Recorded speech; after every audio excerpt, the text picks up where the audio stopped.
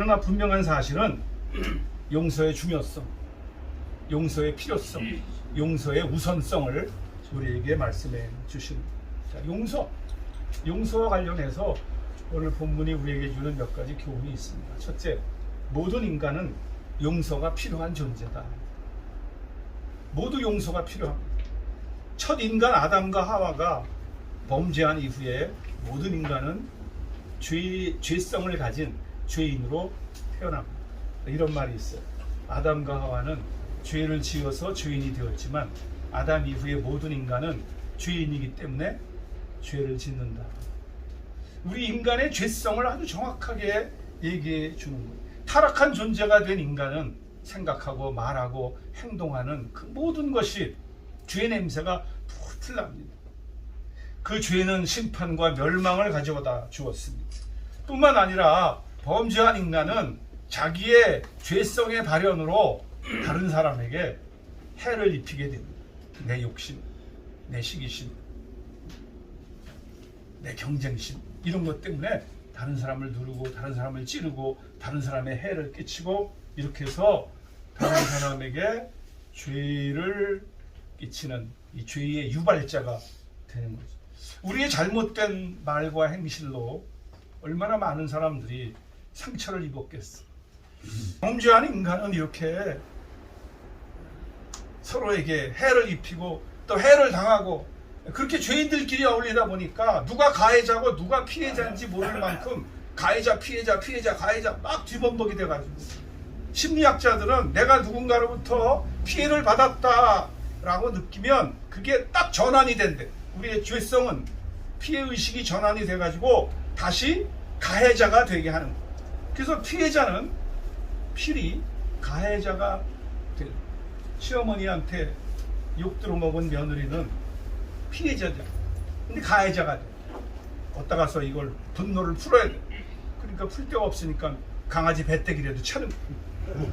그러니까 이게 인간관계에서 이 죄 때문에 피해자, 가해자, 피해자. 그래서 가면 갈수록 점점 상처는 깊어지고 아픔도 깊어지고 갈등도 깊어지고 이게 우리 가정에서부터 시작해서 직장에서 사회에서 뭐 나라에서 심지어는 교회에서도 그런 현상이 벌어집니다. 자, 그렇다면 이 피해자, 가해자, 피해자 이 악순환을 끊어야 할 텐데 그걸 끊는 방도가 뭘까? 용서밖에는 끊을 수 없어. 사람들은 생각합니다. 내가 한번 멋지게 한번 보복을 하고 딱 갚아주면 그땐 내가 좀 마음도 시원하고 개운하겠다. 그럴까요? 보복, 안갚음, 복수로 나의 피해 그게 가셔질 수 있을까요? 아닙니다. 더 큰 피해자를 만들어내고 그것은 더 큰 가해 현상을 나타낼 뿐입니다. 용서만이 이 헝클어진 관계를 풀어낼 수 있는 유일한 방도입니다. 그러므로 용서는 죄성이 있고 범죄하고 해를 입히고 피해를 당하고 가해자가 되고 또 피해자를 만들어내고 또 그가 가해자가 되어서 또 다른 피해자를 만들어내는 이 악순환의 고리를 끊어낼 수 있습니다. 용서의 출발은 피해자에게 있을까요? 가해자가 있을까요? 네, 피해자에게 있습니다. 누군가 나에게 해를 입혔을 때 내가 그것 때문에 분노하고 억울하고 막 복수심이 불타고 그래서 이 분노의 에너지를 어딘가에 쏟으려고 근데 용서는 바로 그 피해자의 마음속에서부터 시작이 되는 거예요. 용서는 나에게 해를 입힌 그 나의 가해자를 용서하는 걸로부터 시작이 된다. 여기 주인이 자기 빚져서 안 갚는 이 악한 종을 용서하잖아. 피해자가 가해자를 용서하는 것이 용서의 출발입니다. 근데 용서는 용서받는 사람에게는 말할 수 없는 유익이지만 어떤 면에서는 그거보다 용서하는 사람에게 더 큰 유익을 가져다 준다라는 겁니다. 우리는 용서받기에만 급급합니다. 용서하기에는 관심이 없어. 아담과 하와도 범죄 직후에 죄책감으로 인해서 두려웠고 수치심에 사로잡혀 있어서 하나님의 낯을 피했죠. 그는 용서받기를 원했어요. 물론 용서는 용서받는 사람에게 큰 혜택입니다. 그런데 다수의 심리학자들의 연구에 의하면 용서는 용서하는 사람에게 큰 축복이 된다는 사실입니다. 그래서 우리는 용서해야, 나부터 용서를 해야 돼. 인간이 가지는 여러 가지 역기능은 대부분 마음속에 쌓이고 쌓인 풀지 못한 원한, 분노, 아픔 때문입니다. 내가 그 마음의 짐을 내려놓지 않으면 가장 먼저 고통받는 것은 나 자신입니다. 용서하지 않으면 용서받지 못한 상대자가 받는 고통보다 용서하지 않고 있는 내가 받는 고통이 더 큰 것. 그래서 용서는 용서하는 사람에게 은혜를 주시는 하나님의 방도가 되는 것입니다. 사람들은 얘기합니다. 그들이 반성하고 내 앞에 와서 잘못했다 그러고 용서를 구하면 그때 내가 용서할 수 있다. 그런데요, 용서의 본질은 그가 용서를 구하기 전에 내가 용서하는, 이걸 선지적 용서라. 자, 우리가 어떻게 하나님 앞에 가서 우리 죄 용서함을 받았습니까? 우리가 회개하고 잘못했습니다, 다시는 안 그럴게요. 그러니까 그때서야 하나님이 가만히 있어봐, 내가 얘를 구원해야 할 텐데 어떡하지? 아이고, 예수를 십자가에 못 박아야겠구나. 우리가 회개한 다음에 예수님 십자가에 못 박히셨어요? 아니죠. 우리가 죄인 되었을 때 하나님을 반역하고 하나님과 상관없는 삶을 살고 있을 때 그 우리의 죄를 사해 주시려고 독생자 예수님 보내시고 십자가에 못 박혀 죽게 하시고 장사 지낸 바 되셨다가 부활하시고, 그래서 우리의 죄를 예수 그리스도의 대속 제물을 통해서 싹 사해 주셨어요. 그리고 죄인들을 향해 말씀하십니다. 자, 너희 죄가 사해졌으니까 이제 돌아와라. 돌아와라. 그러니까 이 원리에 비춰본다면 제가 반성의 기미가 없어서 난 용서할 수 없어가 아니라 내가 용서하고 반성의 기회를 주는, 용서함으로 피해자가 가지고 있던 눌림과 아픔과 무거움과 곤고함을 제거시켜 줄 수 있어요. 또 내가 새로운 가해자가 되어서 누군가에게 새로운 더 큰 피해를 입힐 수 있는 그 피해 유발 요인을 제거할 수가 있어요.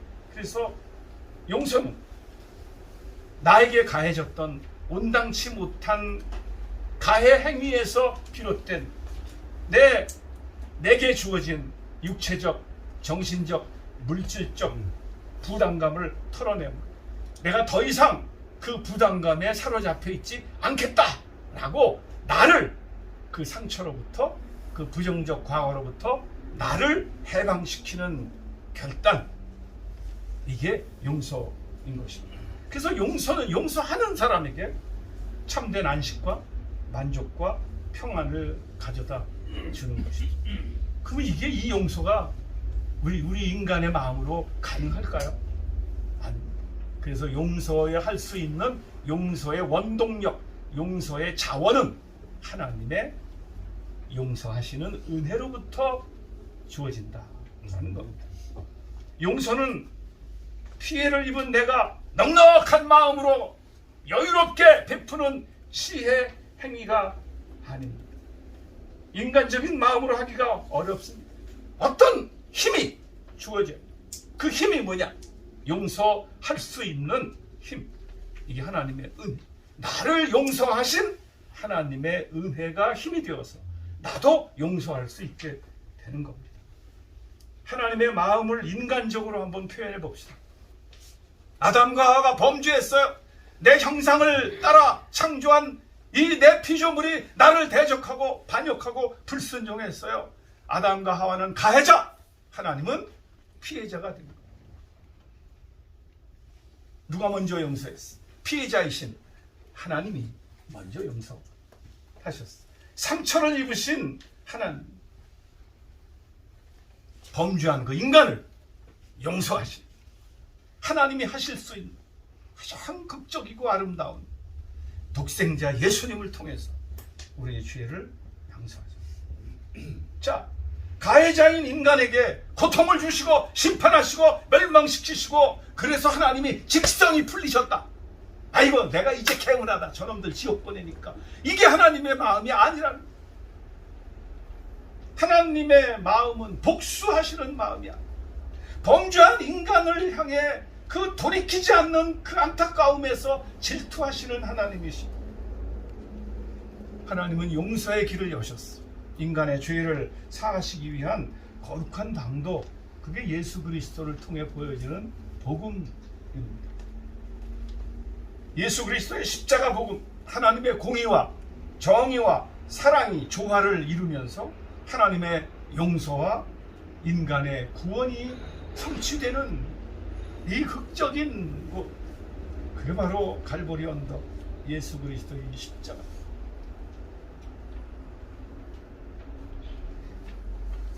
하나님은 우리를 용서하셨어. 근데 그 하나님의 용서가 언제 내 것이 되느냐? 내가 죄인인 걸 깨닫고 내가 회개하고 돌이킬 때 비로소 그 하나님의 용서가 나에게 유효하게 됩니다. 마찬가지. 우리가 용서해요. 그러면 나는 눌린 마음에서 나는 자유해요. 그러나 그는 아직 용서를 맛보지 못하고 있어요. 언제 나의 가해자가 나의 용서의 유효권으로 들어오느냐? 그가 자기 잘못을 깨닫고 그가 사과하고 그가 돌이킬 때 내가 한 용서가 그에게 은혜로 임합니다. 안타깝게도 오늘 1만 달란트 빚졌던 탕감받은 이 종은 그걸 놓쳤어. 용서받았지만 그 용서가 진심으로 그의 것이 되지 못했어.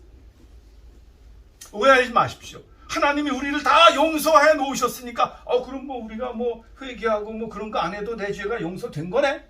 천만에 그렇지 않습니다.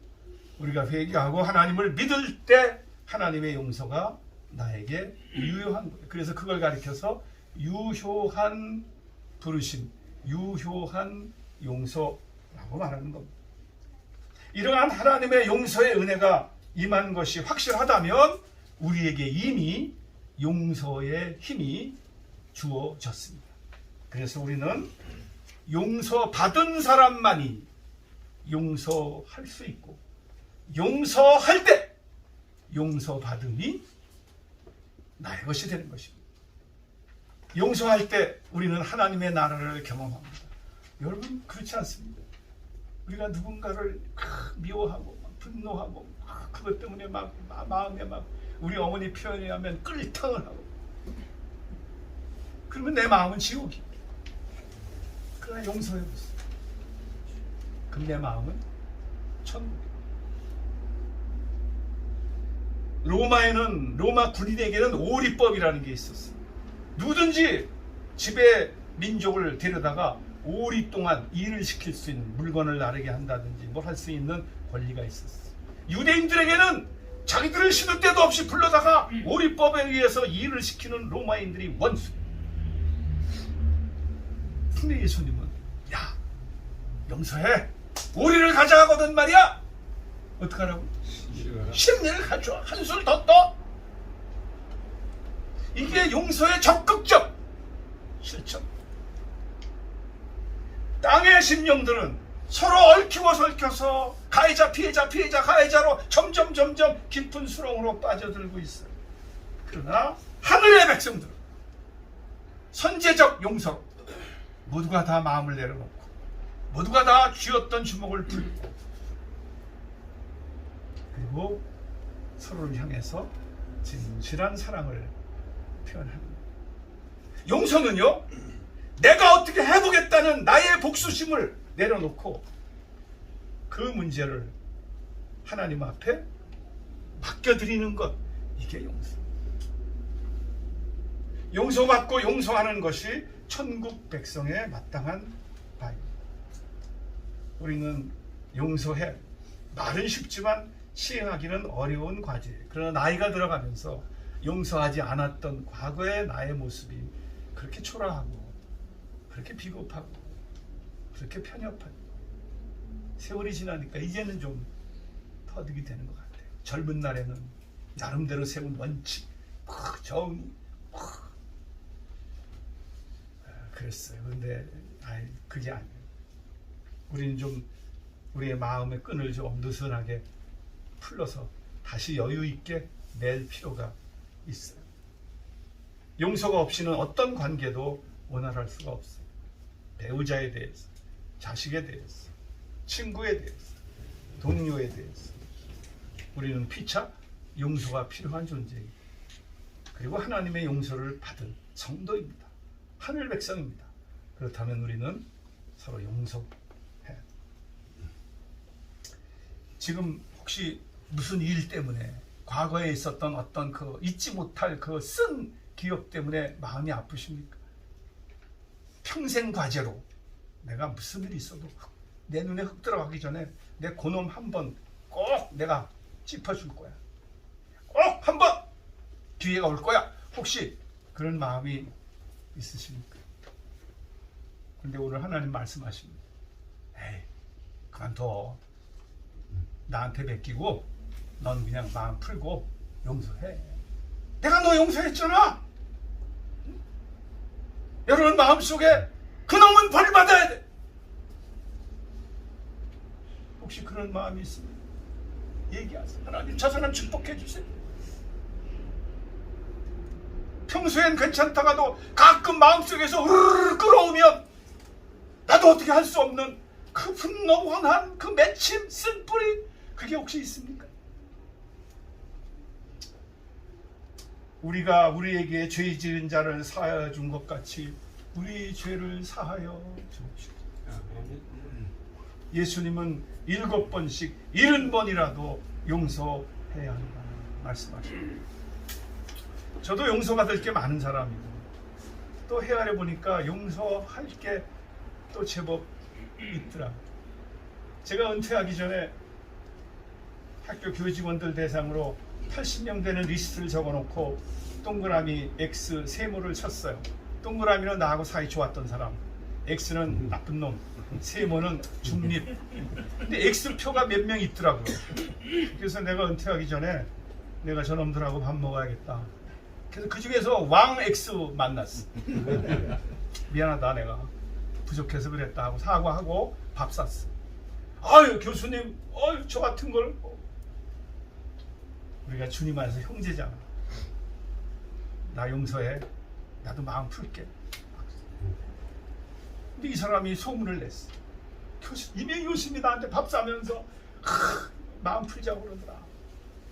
그다음부터 이제 그 다음 X를 찾아서 이제 전화했죠. 한번 만납시다 그랬더니 말이 없어요.